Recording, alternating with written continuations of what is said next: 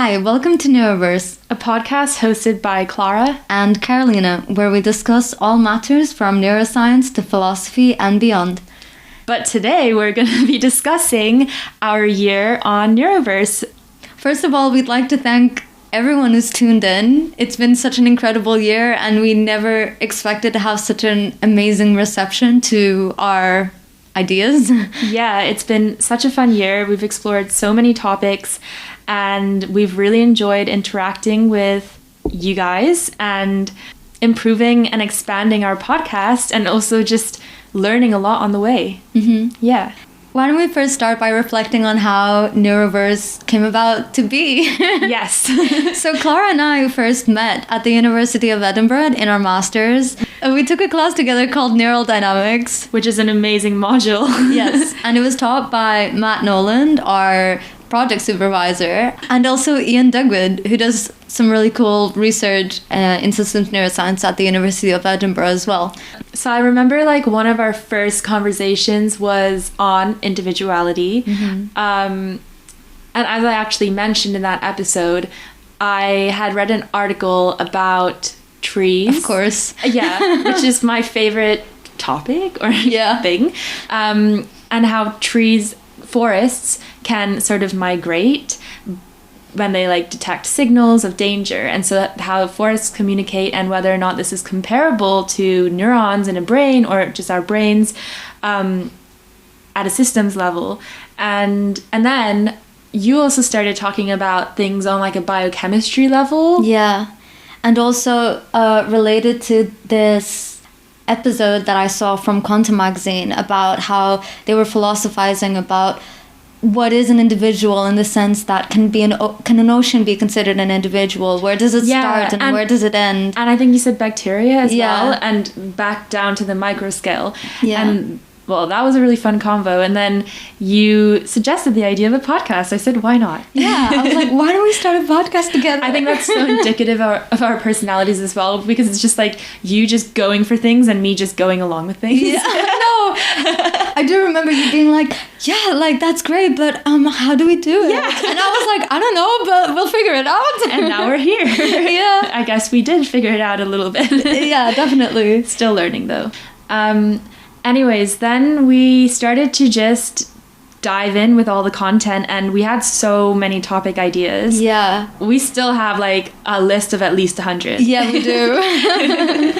Yeah, they just kept coming, and I think with neuroscience and science in general and philosophy, there's just so many interesting topics to dive into. Yeah, and especially because I like that our podcast hopefully is quite interdisciplinary. Mm-hmm. And so if we're in the mood for something more philosophical, we can choose a topic related to that, or something more creative, or something more neuroscience. And I just love how the inspirations for many of our podcasts is so spontaneous sometimes. Yeah. Well, I think a good example of that is when we did the episode with Tact, who are this incredible art duo, and we saw them for the first time at the FENS conference, and they do these incredible audio-visual art pieces related to science, and it's honestly one of my favorite episodes. Yeah, same. That was one of my favorite episodes. I absolutely loved talking to them, and it was so cool to talk about the relationship between science and art for once, instead of just sticking to the hardcore science and facts. Absolutely. And I like that one of the emerging messages of that episode was that scientists can be artists, and artists are also quite scientific and methodological. Yeah. Yeah. Do you remember how we chose the name Neuroverse?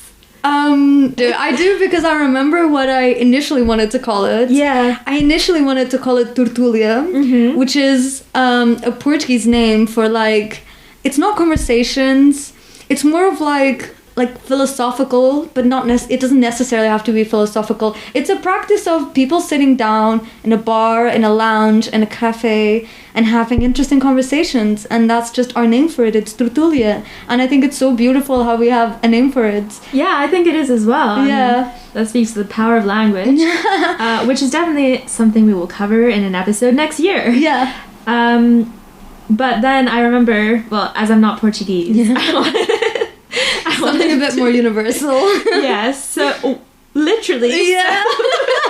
So first we wanted to make it neuroscience related. Yeah. So neurotulia was the idea. And I remember going home and I kind of like it though, neurotulia. I do like it. Yeah. But it didn't mean much to me since I'm not Portuguese. Yeah. But I remember going home and then I just was like, oh my gosh, Neuroverse. So something more universal. Yeah. And that's how we settled on Neuroverse, and I like it. Yeah. Up till today. I haven't yet regretted this decision. Me neither. I love it. Every time I introduce our podcast to other people, I say Neuroverse, and they're like, oh, good name. I also like that verse has like a double meaning because we both love poetry. Yeah. So it's the verse. And podcast is all about speaking, which is verse. Yeah. The Speaking spoken word. Yeah, the art of spoken word poetry. We may be considering releasing a few sound clips of some of our spoilers. Bloopers. Bloopers, yeah. Because things don't always go as smoothly as you hear. No, it's actually a bit ridiculous how much we edit out. Like, I really enjoyed the oxygen episode, actually, like the debates. Oh, yeah. I think that's probably one of our giggliest episodes we didn't edit out the giggle. Yeah. But I like it, though. I think it was such a fun episode. It was a lot of fun, And I think maybe we should do more debates. Yeah. Such as molecular versus electrophysiology techniques in neuroscience. Oh, I think that would be a good debate. Yeah. But although it's unfortunate, we agree on a lot. Although sometimes but we disagree on a lot as well. Yeah. I mean, okay, you will always be a dualist. Not I will always. That's subject to change. yes. Potentially. Of course. No, but that's definitely one of the main ones we haven't agreed on. Yeah. I think the fact we both emphatically agreed on determinism. Yeah, I was not expecting you to. I was not expecting you to. You thought I was a free willer. Because you're so spiritual.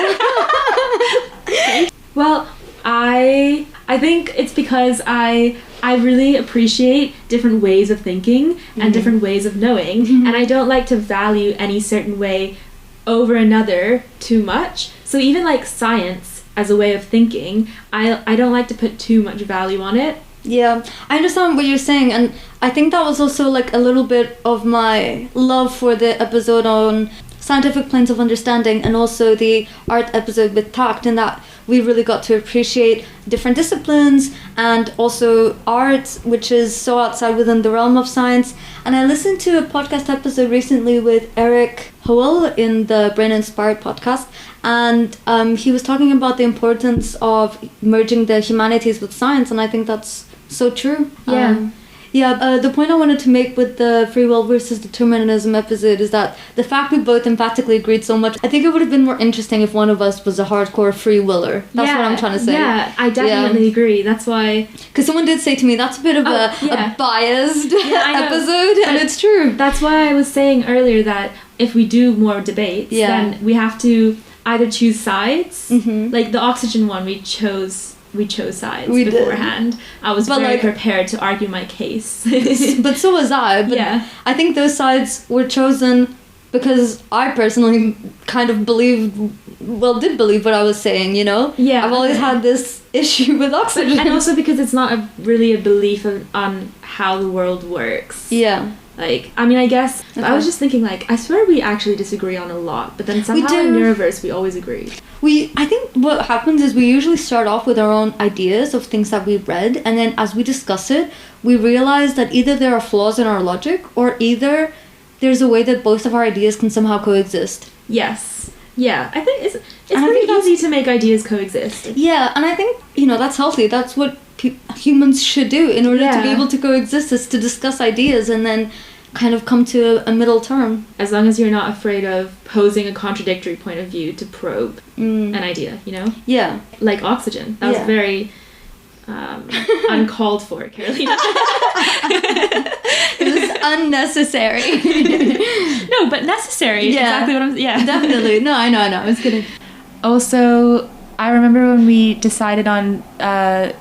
doing an episode on the scientific planes of understanding. Yeah. And it was when we were both feeling very overwhelmed with our dissertations and trying to finish writing up our theses, and then we were just bonding over how difficult neuroscience is because you have to think across multiple scales. Yeah. That's when you introduced me to the idea of like biochemistry being more at a fixed scale in a way. Mm-hmm. Yeah, and I remember I had this moment of nostalgia where I was like, because we were working with channel rhodopsin, and I was telling you how, like, for half a module in one of my semesters, we literally just studied the channel rhodopsin protein and how, like, light harvesting proteins work and how they're so dynamic and how it's so, like, precise to the photon that they have to be that specific shape, that specific size to pass the light energy around. And I was showing Clara, like, the gorgeous protein structures, and I was like, see, it makes sense. It's so simple in my head. Yeah. And then to think about neuroscience, and it's not only anatomy, it's not only morphology, it's not only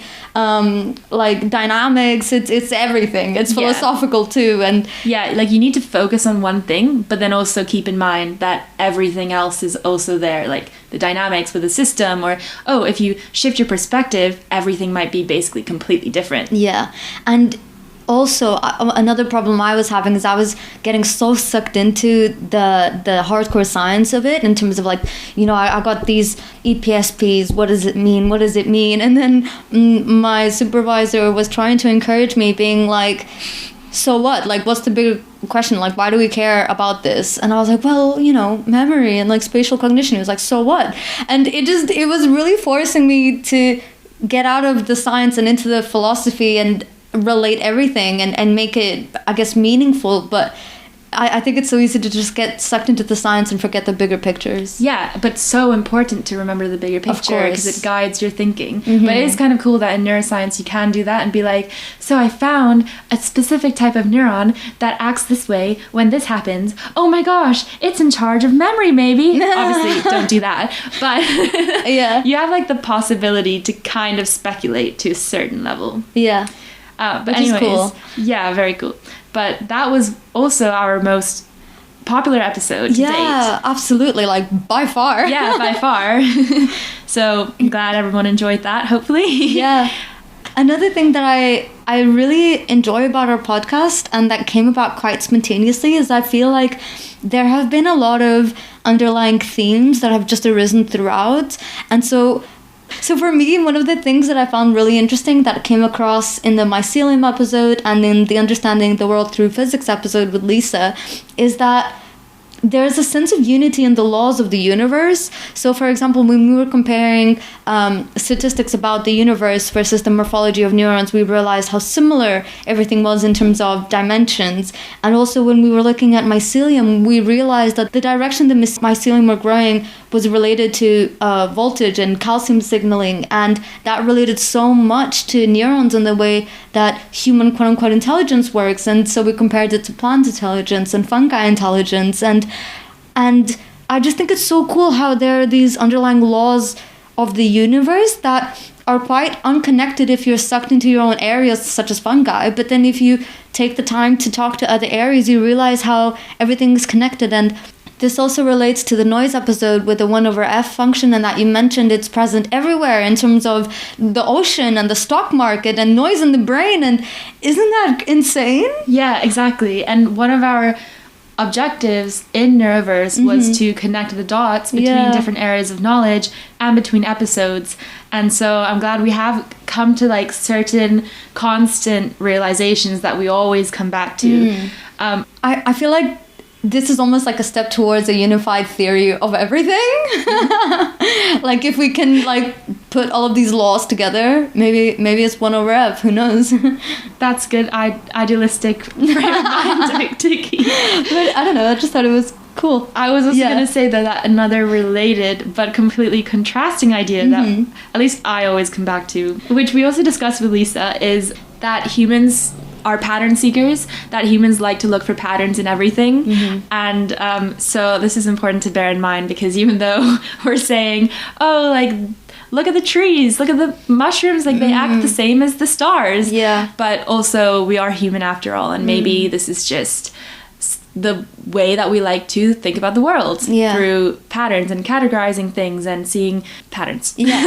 But also Lisa said that, for example, when I made the comparison with the morphology of neurons and stars, she was very quick to, like, calm me down and be like, well, that's probably related to simply, like, you know, like, energetically it's more favorable to be in that way. Yeah. But that doesn't deny the fact that there's, like, this energetic favorability, that there's these specific, I don't know, laws that underlie everything, and that we perhaps is like what led to life to be able to exist. Yeah, which also links to another huge concept we always return to, which we dedicated a whole episode on even, which is the structure-function relationship. Yes. So how structure links to function, and the function of things that is required from them kind of constrains and guides their structure. Yeah. And that's what Lisa mentioned in terms of the cosmic web in the brain. Yeah. That was actually something else that I was going to say, that I like how with certain topics there's an emergentivistic property almost, in that we, for example, with the structure function episode, we added dynamics into it. And then after that episode, every time we referred to structure function, we were like, oh, but now we know that it's actually triangle of structure, function, and dynamics in a system working together. I think that's a perfect example of where having a neuroscience background, speaking to you, because I didn't arrive to this conclusion by myself, and in neuroscience, dynamics is such a prevalent topic that you were the one that was able to pinpoint, and dynamics, and in my head it was always very structural. Well, I can't say that this was not influenced by the fact that I was at the time taking the class Neural Dynamics. Yes. So thank you, Matt Nolan and Ian Dugas.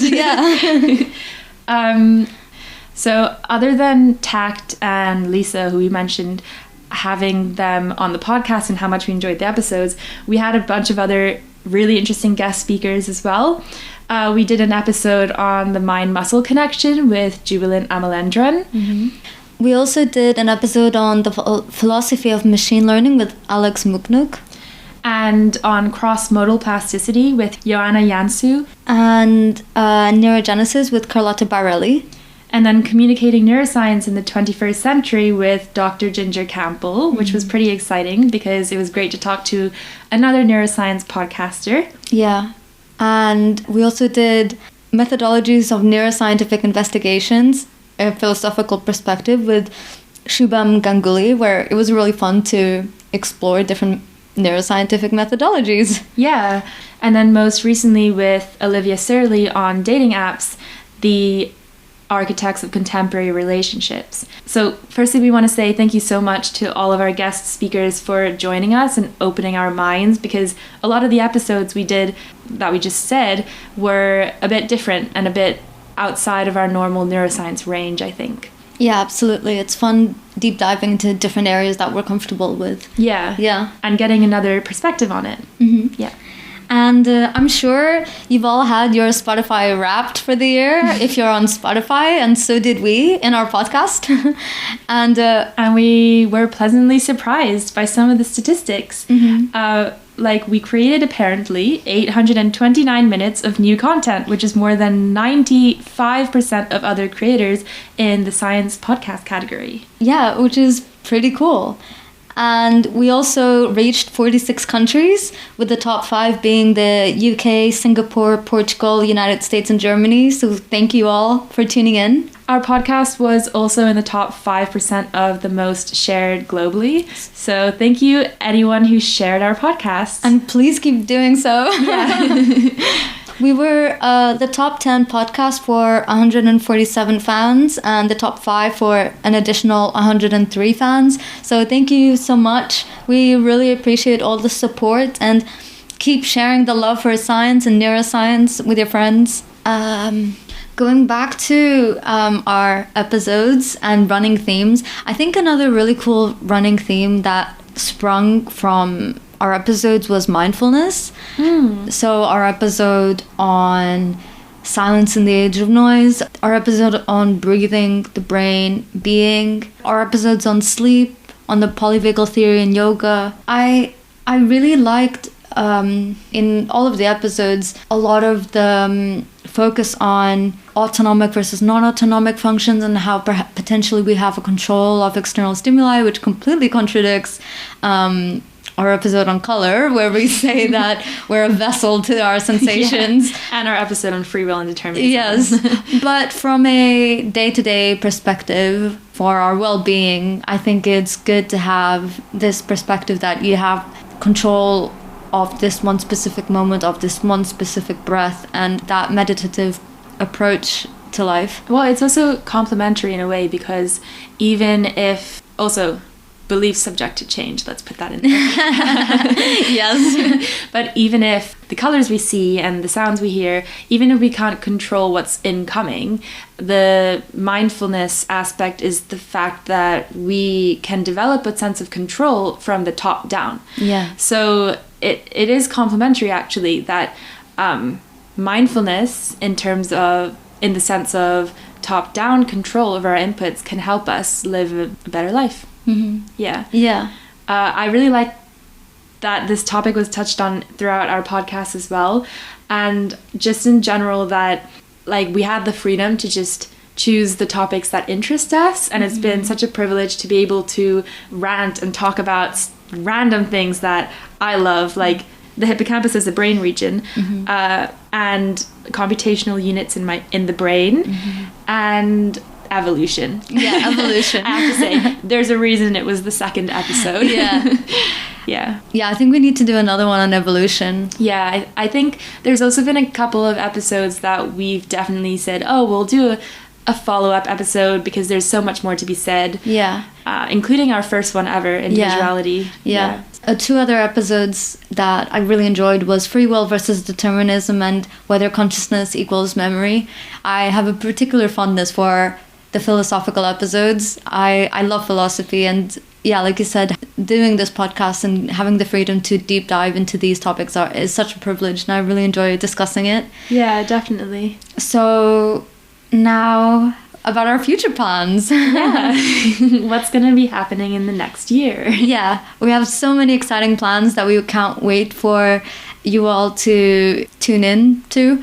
So to start off with, we have a new Instagram page. So you can follow us not only on Twitter, but now also on Instagram. Both handles are the same, so Yeah. it's Neuroverse _pod. Yeah. In the coming year, we also have a very exciting announcement, which is that we will be making some merchandise. We have some cool designs being developed, and you can support us further by buying our merch and helping to further spread the word about Neuroverse. Yeah, and also donating to our Ko-Fi page if you feel like you're in the Christmas spirit to support your local podcasters. Or global.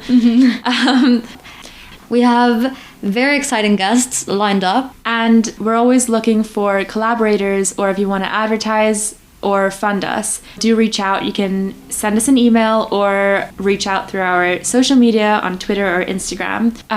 We'll be posting an episode every second Thursday from now on. Yes, and our next episode will come out after the new year, and the topic is going to be on the philosophy of color, so do stay tuned for that one.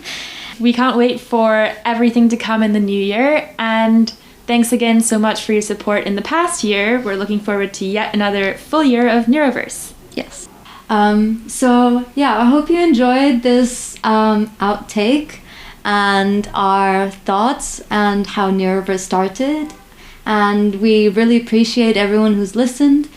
And we're so excited to take you on this journey of Neuroverse up until next year, and all of our future plans, which you should stay tuned for because they're very exciting.